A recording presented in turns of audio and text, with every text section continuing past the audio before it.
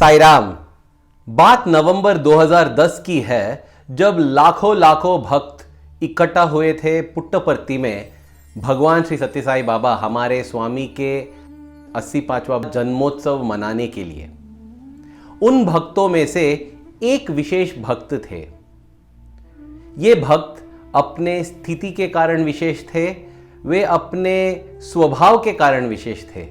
वे विशेष थे क्योंकि उन्होंने जीवन में जिंदगी में बहुत कुछ हासिल किया था। वे विशेष थे क्योंकि इतना सब हासिल करने के बाद भी वे विनम्रता की मूर्ति थे। वे विशेष थे क्योंकि भगवान उन्हें बहुत महत्व देते थे। उस समय शायद पुट्टपर्ती में वे एकमात्र भक्त थे जिनको प्रयाण करने के लिए स्वामी ने स्वयं अपना कार दिया था। हाँ, ये भक्त है श्री रतन नवल टाटा, जो भारत के टाटा ग्रुप उसके चेयरमैन एमिरेटस थे। टाटा ग्रुप को तो हम जानते हैं, ये भारत का सबसे पुराना, सबसे बड़ा, सबसे प्रसिद्ध कंपनियों का संगठन है, कंग्लोमरेट कहते हैं उसे। उसके चेयरमैन थे एमिरेटस चेयरमैन श्री रतन टाटा जी। और ये पहली बार नहीं थी जो वे स्वामी का दर्शन करने आए थे। जब उन्हें पता चला कि स्वामी ने स्वयं उनका कार भेजा है, तो उन्होंने तुरंत अपना जूते उतार दिए, क्योंकि उन्होंने कहा कि मैं जूता पहनकर स्वामी के कार के अंदर नहीं बैठ सकता हूँ। तो वे गए और इन जूतों को कार की डिक्की में रख दिया। और जब वो शांति भवन के पास जब उन्हें उतरना पड़ा, तो जल्दी से उतरकर वे डिक्की के ओर चले गए, क्योंकि उन्हें खुद अपना जूता पकड़ना था। वहाँ जो मौजूद थे ना सेवा दल वॉलंटियर्स, उन्होंने कहा कि सर जी आप तो चले जाइए, हम लेके आते हैं, हम आपकी सेवा करेंगे, हमें ये मौका मिला है, भगवान ने ये मौका दिया है। तब उन्होंने कहा नहीं नहीं नहीं, ऐसा किसी को करना नहीं चाहिए, अपना काम को खुद करना चाहिए। ऐसे विनम्रता का स्वरूप थे श्री रतन टाटा जी। 9 अक्टूबर 2024 को उनका देहांत, उनका स्वर्गवास हो गया। उस दिन शाम को दुनिया भर से उनके लिए शोक संदेश आने लगे, क्योंकि रतन टाटा जी जो थे ना, उन्होंने जो भी किया अपने ज़िंदगी में, सिर्फ अपने कंपनी या कंपनियों के लिए नहीं, सिर्फ समाज के लिए नहीं, सिर्फ भारत के लिए नहीं, पूरा विश्व की उद्धार के लिए उन्होंने किया है। बहुत सारे देशों में भी उनके कारण प्रगति हुई है। उन्होंने लोगों का दिल छुआ है दुनिया भर में, इसलिए दुनिया भर से शोक संदेश आने लगे।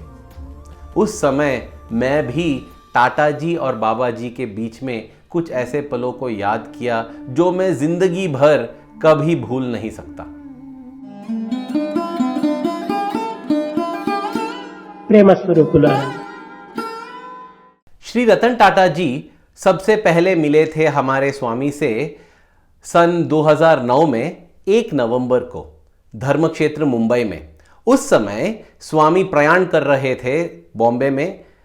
मुझे भी मौका मिला था स्वामी के साथ प्रयाण करने का, तो हम गए थे हर्षी, उसके बाद मुंबई में, और नवंबर 1 तारीख को स्वामी ब्रेबोर्न स्टेडियम में थे। उस स्टेडियम में स्वामी के स्टूडेंट्स को एक संगीत समारोह प्रस्तुत करने का मौका मिला था, और वो बड़ा अच्छा सा हुआ था प्रोग्राम वहाँ पर।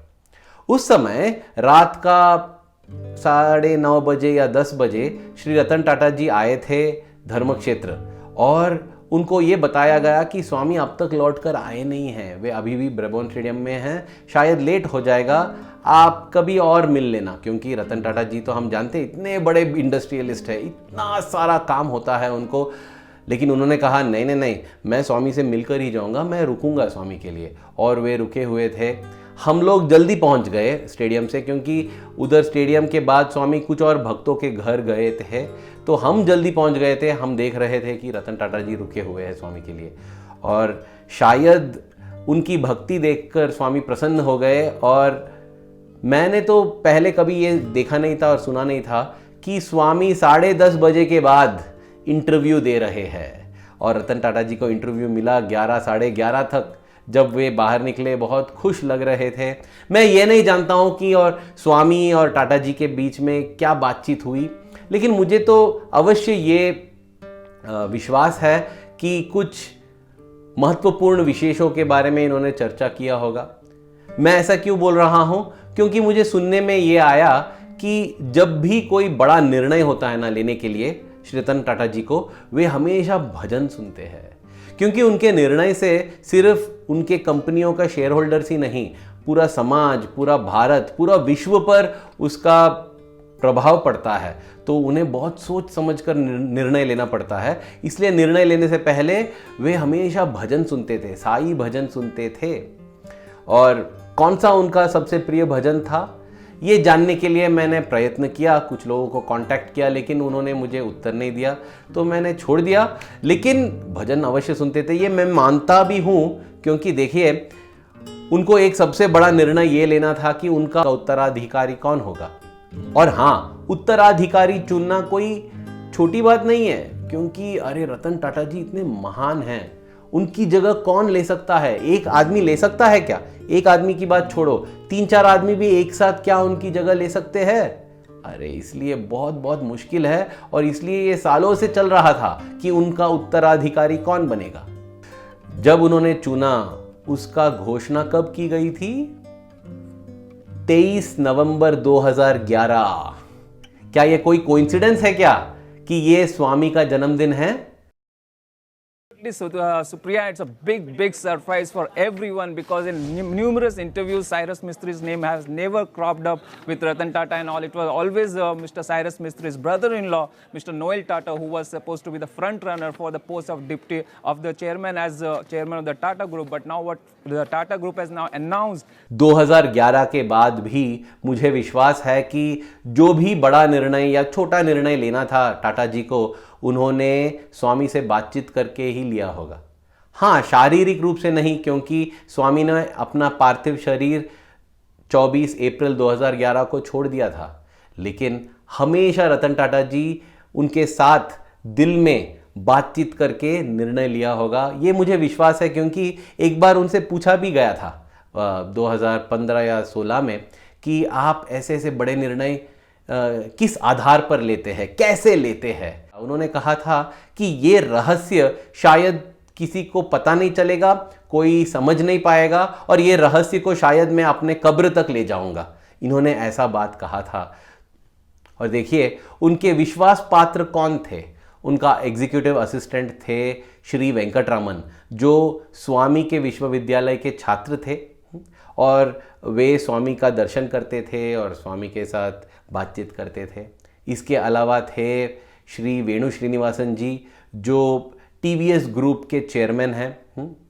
वे भी स्वामी के प्रिय भक्त हैं, हमेशा स्वामी के बारे में बात करते हैं, और सिर्फ रतन टाटा जी को ही नहीं, वे प्रधानमंत्री को भी एडवाइस करते हैं, उनका एडवाइज़र है। इसके अलावा श्री एन चंद्रशेखरन जी, जो 2025 में वे टाटा ग्रुप, टाटा सन्स के चेयरपर्सन हैं, वे भी स्वामी के भक्त हैं। तो देखिए, जब कोई सत्संग रखता है स्वामी के भक्तों का, क्यों रखता होगा? क्योंकि ये भी स्वयं स्वामी भक्त हैं और स्वामी से बहुत प्रेम करते हैं। जो भी निर्णय इन्होंने लिया है, इन्होंने आध्यात्म पर लिया है, क्योंकि बहुत अच्छे किए हैं। सभी लोग इनसे प्यार करते हैं। रतन टाटा जी विश्वामित्र है, उनका कोई शत्रु है ही नहीं। कैंसर हॉस्पिटल हो या लोगों की सेवा करने की रीत हो, बहुत दिल से भगवान का प्रेम रखकर इन्होंने किया है। और इनका प्रेम जो है ना, सिर्फ मनुष्य के लिए नहीं, जानवरों पर भी बहुत था। लोग जानते हैं कि कितना प्रेम करते थे जानवरों से, कुत्तों से खास करके। इसलिए एक बार जब स्वामी हम सबसे बात कर रहे थे, रतन टाटा जी के बारे में बोलने लगे, उन्होंने कहा कि दुनिया सोचता है कि रतन टाटा जी एक ब्रह्मचारी है, मतलब किसी से शादी नहीं किया है, बच्चे नहीं हैं स्वामी। लेकिन स्वामी ने ये कहा कि ये सत्य नहीं है। टाटा जी जो है वो मानते हैं वसुदैव कुटुंबकम, वे मानते हैं कि दुनिया भर के लोग इनके परिवार के सदस्य हैं। इसलिए वे जो भी करते हैं ना, वो दुनिया का अच्छाई के लिए करते हैं, सभी का अच्छाई के लिए करते हैं। समस्त लोका सुखिनो भवन्तु, इस प्रार्थना के साथ करते हैं। इससे और बड़ा प्रशंसा और क्या चाहिए। अरे रतन टाटा जी, आपको प्रणाम, क्योंकि आप साई के अनमोल रतन बन गए। नवंबर 2009 में जब स्वामी हर्षी से लौटकर आए, तो एक बार उन्होंने संदेश भेजा हॉस्टल में जो छात्र थे उनके लिए। वाइस चांसलर द्वारा। उस समय Shri Sathya Sai institute of higher learning के वाइस चांसलर थे प्रोफेसर विश्वनाथ पंडित। अरे वो भी एक ऐसे महात्मा हैं, और मैं स्वामी से प्रार्थना करता हूँ कि मुझे ये मौका मिले कि उनकी कहानी जो है स्वामी के साथ, उनकी भक्ति की कहानी, ज्ञान की कहानी, वो भी मुझे सुनाने का एक बार मौका मिले। तो ऐसे जो विश्वनाथ पंडित जी थे, तो वे आए हॉस्टल में और उन्होंने सभी छात्रों से ये कहा कि स्वामी ये चाह रहे हैं कि 2 हफ्तों में आपको एक नाटक प्रदर्शित करना है, ऐसे ड्रामा बनाना है जो दिल को छुए और जो दिमाग को उत्तेजित करे। क्यों? क्योंकि एक ऐसे मेहमान आने वाले हैं जो दोनों में खास है, जिनका दिल भी बहुत बड़ा है, जिनका दिमाग भी बहुत बड़ा है, वो दिल वाले भी है, दिमाग वाले भी है। तो उनके लिए स्वामी ये चाहते हैं कि आप लोग एक ड्रामा तैयार करें। तो सभी लोग सोचने लगे कि ये कौन है, ये मेहमान कौन है, ये व्यक्ति जिसके लिए स्वामी इतना तैयारियां कर रहे हैं। सिर्फ ड्रामा ही नहीं, उधर मंदिर के अंदर भी ना उनकी रहने की स्थान, और वो क्या करने वाले हैं जब वो आएंगे, कहाँ कहाँ उन्हें ले जाया जाएगा, वो क्या देखेंगे, उनका दिन का हर एक घंटे का क्या क्या होने वाला है, ये सब स्वामी तैयारियां कर रहे थे। अभी ये जो चैनल पे ये वीडियो देख रहे हैं उनको तो समझ में आ गया होगा ये रतन टाटा जी है, क्योंकि उनके बारे में ये वीडियो है। हमें पता चल गया कि ये रतन टाटा जी है क्योंकि ये सब अरेंजमेंट करने के लिए प्रोफेसर जी वेंकटरामन, जो रेडियो साई ग्लोबल हार्मनी के एकमात्र डायरेक्टर है, जिनको स्वामी ने स्वयं चुना था। हाँ, तो वो 2015 तक उन्होंने सेवा की स्वामी की। लेकिन दिसंबर 2 के रात को स्वामी ने ये संदेश भेजा कि ये जो ड्रामा है ये कुलवंत हॉल में नहीं, इंस्टीट्यूट के ऑडिटोरियम में किया जाएगा, वहाँ करना चाहिए, मैं स्वयं आऊँगा ऑडिटोरियम में। और रे रातों रात ये सब बदलना पड़ा, क्योंकि कुलवंत हॉल में स्टेज इतना बड़ा है, उधर बहुत चीज़ कर सकते हैं जो इंस्टीट्यूट ऑडिटोरियम में नहीं कर सकते हैं, लेकिन ये सब एडजस्टमेंट करना पड़ा। लेकिन और सब छात्र कर दिए ये एडजस्टमेंट, अगर स्वामी इससे खुश होंगे तो हम ये करेंगे। अरे साई स्टूडेंट जो है ना, एक और मैं बताना चाहता हूँ, साई स्टूडेंट मतलब ये नहीं जिसने Shri Sathya Sai institute of higher learning में पढ़ाई किया, नहीं नहीं नहीं नहीं, ये गलत परिभाषा है साई स्टूडेंट का। साई का स्टूडेंट मतलब जो साई के सिद्धांतों को अपने जिंदगी में, अपने आचरण में लाता है ना, वो है साई का छात्र। और ये परिभाषा जो है स्वामी ने स्वयं दिया था।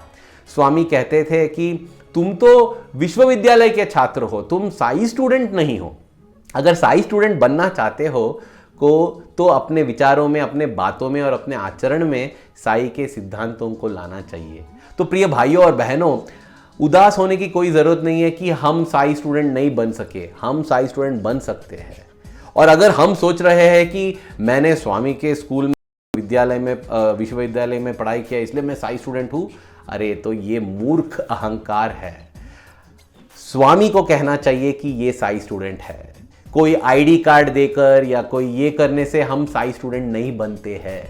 ये माया और ये मूर्खता निकाल देनी चाहिए। और ये अच्छी बात है क्योंकि आज भी हम साई स्टूडेंट बन सकते हैं अगर साई के सिद्धांतों को अपने विचारों में, अपने बातों में और अपने आचरण में ला सके तो हाँ, तो साई स्टूडेंट का एटीट्यूड कैसा होता है? अरे इससे अगर स्वामी खुश होने वाले हैं हम यही करेंगे, हम वो कभी नहीं करेंगे जिससे स्वामी खुश नहीं होंगे, और हम हमेशा वो करेंगे, अगर जान भी देना पड़े तो देंगे, लेकिन वो करेंगे जिससे स्वामी खुश होंगे। तो पूरा बदल दिया, प्लान ही बदल दिया रातों रात, और अगला दिन के लिए सब तैयारियां हो चुकी थी। 3 दिसंबर 2009 को 11 बजे श्री रतन टाटा जी का फ्लाइट जो है उसका लैंडिंग हुई श्री सत्यसाई एयरपोर्ट में, पुट्टपर्ती में। उधर भी प्रोफेसर जी वेंकटरामन थे उनका स्वागत करने के लिए। प्लान के अनुसार जैसे स्वामी ने बताया था, एयरपोर्ट के बाजू में ही Shri Sathya Sai institute of higher medical sciences है, स्वामी का सुपर स्पेशलिटी हॉस्पिटल, वहाँ उन्हें ले जाया गया। और श्री रतन टाटा जी हॉस्पिटल देखकर दंग रह गए।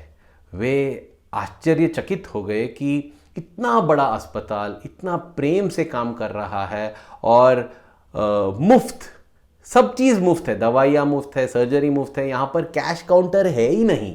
जबकि दुनिया भर में सबसे पहला पैसे की बात होती है, यहाँ पर भगवान की बात होती है, प्रेम की बात होती है, और सब निःशुल्क रूप से किया जा रहा है।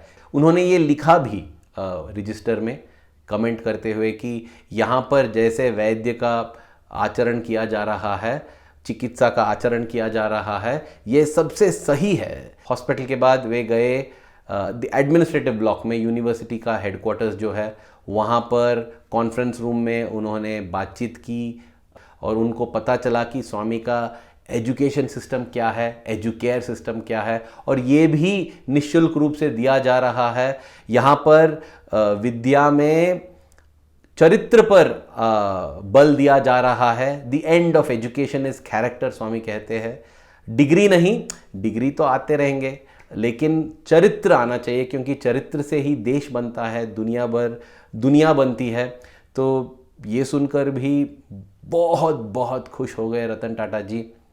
उसके बाद वे आए इंस्टीट्यूट में। इंस्टीट्यूट के एवी रूम में उन्होंने बातचीत की वहाँ के रिसर्च स्कॉलर्स के साथ, और जो सीनियर स्टूडेंट्स थे उनके साथ इंटरेक्शंस भी हुए। तो रतन टाटा जी बहुत खुश थे, लेकिन अभी जल्दी समाप्त करके निकलना था, क्योंकि दर्शन होने वाला है साई कुलवंत हॉल में। उसी समय संदेश आया कि स्वामी ने ये बताया है कि उधर ही रह जाइए, आइए मत आप लोग सब मंदिर में, मैं स्वयं आ रहा हूँ इंस्टीट्यूट ऑडिटोरियम। तो सीधा वहीं मुलाकात होगी। उस दिन जैसे ही सेशन ख़त्म हो गया तो रतन टाटा जी आए ऑडिटोरियम में, स्वामी भी वहीं पर आए, और स्वामी और रतन टाटा जी अब बाजू बाजू में बैठे हुए थे, और अभी ड्रामा स्टार्ट होने वाला था। और अरे वाह, ऐसा ड्रामा था ना। मंच के ऊपर ड्रामा के बारे में बात नहीं कर रहा हूं मैं, वास्तविक रूप से जो ड्रामा हो रहा था, भगवान का डिवाइन ड्रामा, ये जो नाटक है, अरे इसके बारे में बात कर रहा हूं।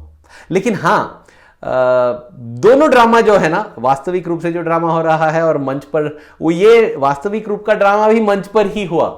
वो कैसे हुआ मैं बाद में बताता हूं। सबसे पहले ये बताऊंगा कि ये जो ड्रामा था एक ऐसे युवा के बारे में था जो ये चाहता था कि मुझे बहुत पैसे कमाना है, मुझे प्रसिद्ध होना है, मुझे दुनिया भर में जाना है। तब उसके दादाजी जो है वो आके समझाते हैं कि अरे ज़िंदगी जो है ना पैसे के बारे में नहीं है, काम के बारे में नहीं है। ज़िंदगी का लक्ष्य है धर्म अर्थ काम मोक्ष, मोक्ष प्राप्त करना है, भगवान के साथ एक हो जाना है, प्रेम बढ़ाना है हृदय में, इससे ही होता है मोक्ष प्राप्ति। क्योंकि जब प्रेम अपने विचारों में आता है वो सत्य बन जाता है, जब प्रेम हमारे कार्यों में आता है वो धर्म बन जाता है, जो प्रेम हमारे भावनाओं में आता है वही शांति बन जाता है। तो प्रेम है सबसे प्रमुख। और ये समझाने के लिए उदाहरण दिए गए स्वामी विवेकानंद जी का और पांडवों का। उन्होंने जितना मेहनत की, उन्होंने जितना कठिनाइयाँ उन्हें सहनी पड़ी ये सब प्राप्त करने के लिए, और आदि शंकराचार्य जी का, ये सब उदाहरण देते हुए हमारे भारतीय संस्कृति से ये ड्रामा किया गया, ये नाटक किया गया। ये देखते ना स्वामी बहुत भावुक हो गए थे।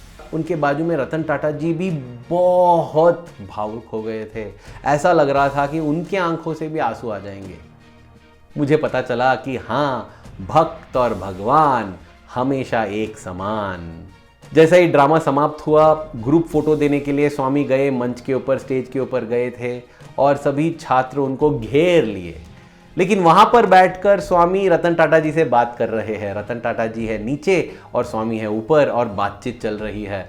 स्वामी सभी विद्यार्थियों का परिचय दे रहे थे, और रतन टाटा जी इससे भी दंग रह गए कि स्वामी हर एक विद्यार्थी को नाम से जानते हैं, वो क्या कर रहे हैं जानते हैं। अरे वाह, ऐसा कोई चांसलर उन्होंने देखा नहीं होगा यूनिवर्सिटी का जो हर विद्यार्थियों को जानते हैं। तब स्वामी ने कहा कि रतन टाटा जी के लिए एक कुर्सी लाना चाहिए और उनको भी स्टेज पर आ जाना चाहिए। उसके बाद अरे वाह, ऐसा मैंने देखा ना जो उनके बीच में चल रहा था। स्वामी और रतन टाटा जी आपस में बातचीत कर रहे हैं स्टेज पर, और पूरे स्टूडेंट्स घेरे हुए हैं उनको, अपने वेशभूषा डालकर बैठे हैं वो लोग सब, और दो मित्र की तरह बात करते जा रहे हैं। मैं तो फोटोज़ खींचते जा रहा था, तो उनके बीच में जो बातचीत हुई सब चीज़ सुन नहीं पाया, लेकिन इधर उधर मैं कुछ सुन पाया। तो स्वामी ने ये कहा कि दुनिया में बहुत गंद फैली हुई है, गंदगी है, दुनिया प्रदूषित है, और स्वामी ने ये कहा, मैं अपने छात्रों के साथ ये गंदगी को साफ कर दूंगा, ये प्रदूषण को निकाल दूंगा साई विद्यार्थियों के साथ। प्रदूषित सिर्फ बाहरी रूप से नहीं, अंदर में जो प्रदूषण है ना, काम क्रोध लोभ मोह मद मात्सर्य का, इस प्रदूषण की सफाई करने के लिए भी हमें सिद्ध रहना चाहिए। और जब स्वामी ने ये बताया तो रतन टाटा जी कहते हैं कि हाँ स्वामी, उनके चेहरे पर ही दिखता है उनका जो प्रेम है, उनका जो भक्ति है, उनका जो श्रद्धा है। और मुझे ये विश्वास होता है कि ऐसा अगर प्रेम भक्ति विश्वास और शक्ति है ना, दिव्य शक्ति, तो अवश्य ये कर पाएंगे। और ये सुनते भी स्वामी भावुक हो गए। स्वामी ने कहा हाँ, मैं इनके साथ अवश्य ये करूँगा, ये दुनिया की सफाई, ये गंदगी की सफाई इनके ज़रिए मैं करूँगा।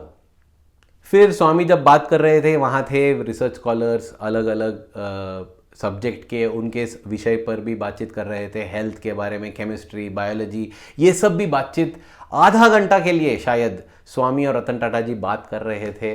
और ये देखने में ही मुझे बहुत आनंद हो रहा था। और पूरा ऑडिटोरियम में जो बैठे हुए थे सभी शांत चुपचाप बैठकर ये देख रहे थे जो प्रेम कहानी चल रही थी इस मंच पर। इसके बाद आरती और ये होने वाला है ना मंदिर में, तो उसके लिए स्वामी को लौटना था। तो स्वामी ने रतन टाटा जी को स्वयं अपने कार में बिठाया और एक साथ गए मंदिर। और मंदिर में भी जब गए, स्वामी सीधा भजन हॉल के अंदर चले गए।